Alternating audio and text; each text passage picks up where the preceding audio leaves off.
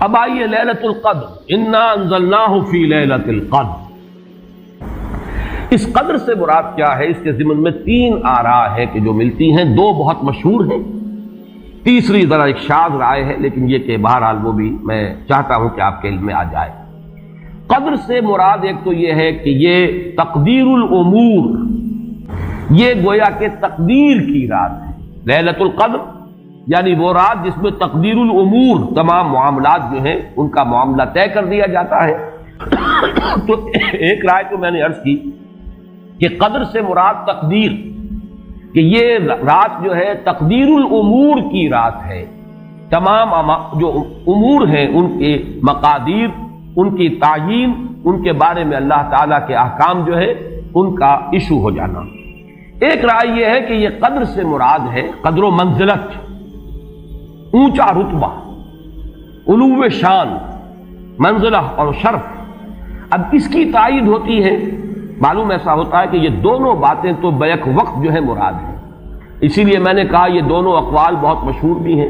اور میرے نزدیک یہ دونوں ہی اس میں، یہ ذو معنیین لفظ کے طور پر یہاں استعمال ہوا، یہ دونوں ہی مراد ہیں۔ یہ رات خود اپنی جگہ پر بھی بجائے خود، جسے ہم کہتے ہیں بجائے خود بھی بہت قدر و منزلت کی رات ہے، اور اس شب میں 1 سال کے معاملات جو ہیں وہ فرشتوں کے حوالے کر دیے جاتے ہیں۔ اس اعتبار سے اس کو کہا گیا لیلہ مبارکہ، انا انزلناہ فی لیلۃ مبارکہ، یہ خود مبارک ہے، اس کے اندر برکتیں ہیں، اس کے اندر عظمت ہے، اس کی اپنی شان بلند ہے، علو مرتبت کی حامل ہے یہ رات۔ یہ دو مفہوم جو ہے جب تو میں نے جیسا کہ عرض کیا یہ تو بہت کثرت کے ساتھ ہیں اور یہی زیادہ مشہور بھی ہیں۔ ایک تیسرا مفہوم جو شاذ ہے جو لیا گیا قدر سے، کہ قدر کا ایک مفہوم ہے تنگی کا بھی، جیسے کہ سورۃ الفجر میں ہم پڑھ چکے ہیں، فَأَمَّا الْإِنسَانُ إِذَا مَا ابْتَلَاهُ رَبُّهُ فَأَكْرَمَهُ وَنَعَّمَهُ فَيَقُولُ رَبِّي أَكْرَمَنِ وَأَمَّا إِذَا مَا ابْتَلَاهُ فَقَدَرَ عَلَيْهِ رِزْقَهُ فَيَقُولُ رَبِّي أَهَانَنِ۔ انسان کا معاملہ عجیب ہے کہ جب اس کا رب اس کا امتحان لیتا ہے، اسے آزماتا ہے، نعمتیں دے کر، عزت دے کر، تو کہتا میرے رب نے مجھے عزت دے دی، اور جب اس کا رب اس کو آزماتا ہے اس پر رزق کو تنگ کر کے، تو وہ کہتا میرے رب نے مجھے ذلیل کر دیا۔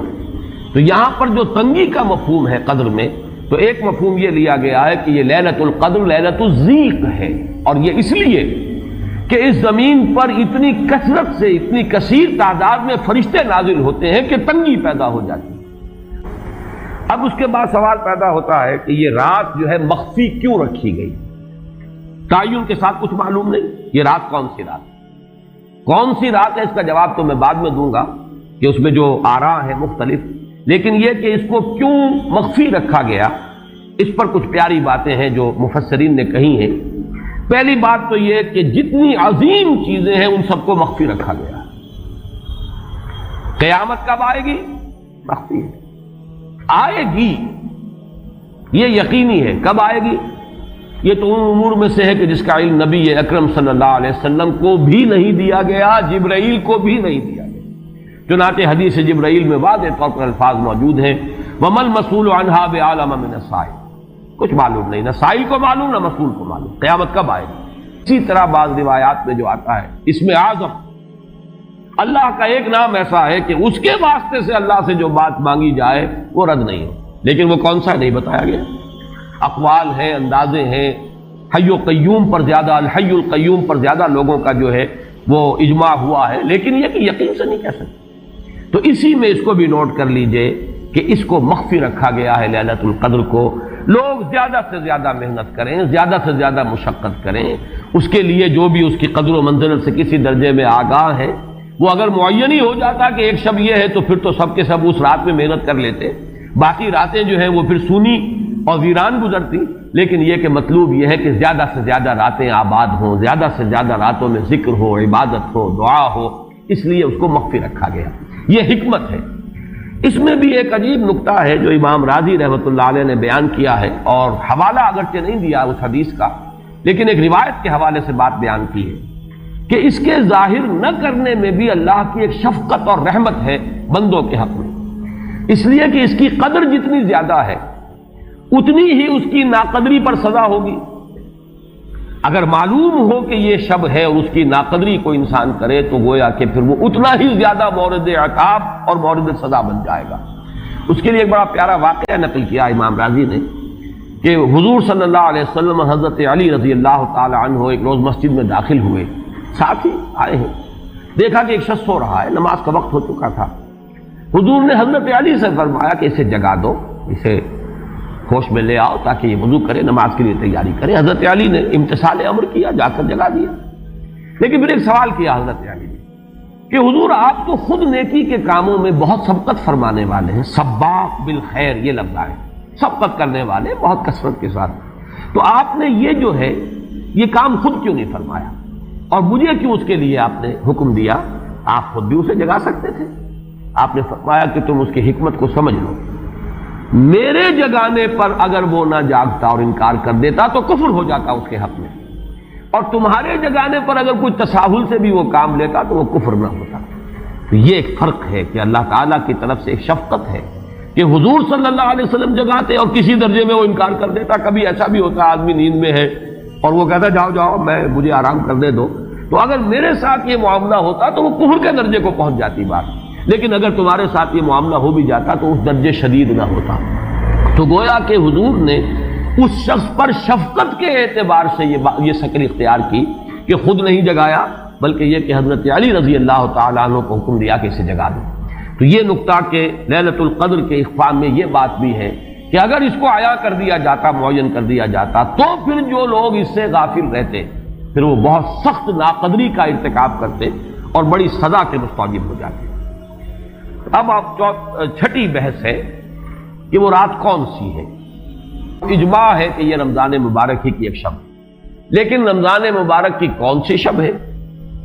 اس پر بعض مفسرین نے تو لکھا ہے کہ 40 قول ہیں۔ چنانچہ صاحب تفسیر مظہری قاضی ثناء اللہ پانی پتی نے، میں نے وہ تفصیل تو نہیں پڑھی، کہ 40 قول نقل، لیکن امام راضی نے جو 9 قول نقل کیے ہیں وہ میں تیزی کے ساتھ آپ کو سنا دیتا ہوں۔ ابن رزین رحمہ اللہ کا قول یہ ہے کہ رمضان کی پہلی شب ہے۔ حضرت حسن بصری رحمت اللہ علیہ یہ ہے تابعین میں سے، اس لیے میں رضی اللہ عنہ نہیں کہہ رہا، رحمت اللہ علیہ۔ حضرت حسن بصری رحمت اللہ علیہ کی رائے ہے کہ یہ 17ویں شب ہے،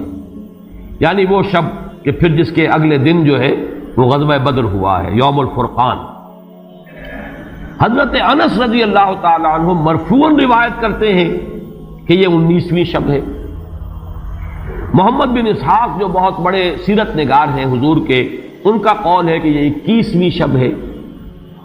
حضرت عبداللہ ابن عباس رضی اللہ تعالی عنہما سے قول جو ہے مروی ہے کہ یہ 23ویں شب ہے۔ حضرت عبداللہ ابن مسعود رضی اللہ تعالی عنہ سے مروی ہے کہ یہ 24ویں شب ہے،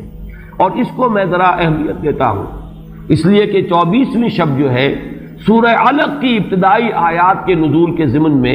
کچھ حساب کتاب کے جوڑنے سے 24ویں اور 25ویں شب کا بھی معاملہ جڑتا ہے، جو کہ میں نے آپ کو سورہ علق کے درس کے دوران بتایا تھا۔ اس کے بعد حضرت ابو ذر غفاری رضی اللہ تعالیٰ عنہ کا قول ہے کہ یہ 25ویں شب ہے۔ اس کے بعد حضرت ابی ابن کعب رضی اللہ تعالیٰ عنہ کا قول ہے، یہ وہ ہے جن کو کہ حضور نے خود فرمایا کہ اقرأہم ابی ابن کعب، قرآن مجید کے سب سے بڑے قاری حضرت ابی ابن کعب ہیں رضی اللہ تعالیٰ عنہ، اور ان کے بھی سینے پر آپ نے تھپکی دی تھی کہ ایک سوال کیا آپ نے کہ سب سے عظیم سورت کون سی ہے، اور جب انہوں نے صحیح جواب دے دیا سورہ فاتحہ، تو پھر یہ کہ اس پر حضور نے تھپکی دی کہ تمہیں اللہ تعالیٰ نے بہت صحیح مناسبت عطا کی ہے علم کے ساتھ۔ ان کی اور صحابہ میں سے بہت سے لوگوں کی رائے، یہاں تک کہ یہ کہا جا سکتا ہے کہ بقیہ اقوال جو ہیں وہ شاذ کے درجے میں ہیں، اور یہ گویا کہ اگر اجماع نہ کہا جائے تو بہت حد تک اتفاق کے درجے میں ہے کہ یہ 27ویں شب ہے۔ اور اس 27ویں شب کے ضمن میں حضرت عبداللہ ابن عباس سے ایک روایت میں پہلے آپ کو بتا چکا ہوں کہ 23ویں شب، لیکن 27ویں شب کے ضمن میں جو مختلف روایات حضرت عبداللہ ابن عباس رضی اللہ تعالی عنہما سے مروی ہیں، ان میں بھی کچھ لطیف نکات ہیں، وہ میں بعد میں بیان کروں گا۔ اس کے بعد ایک شاذ قول اور بھی ہے کہ یہ 29ویں شب ہے۔ تو یہ گویا کہ 9 ہیں اقوال، جن میں سے بعض جلیل القدر صحابہ کے ہیں، عبداللہ ابن مسعود، ابو ذر غفاری، ابن عباس، ابی ابن کعب، لیکن یہ ہے کہ سب سے زیادہ جو اتفاق اگر اجماع نہ کہا جائے تو 27ویں شب پر ہے۔ اللہ تعالی ہم سب کو یہ لیلہ قدر اور لیلہ مبارکہ جو ہے اس کی برکات سے اور اس کی قدر و منزلت سے اور اس کے خیرات و حسنات سے متمتع ہونے کی توفیق عطا فرمائے۔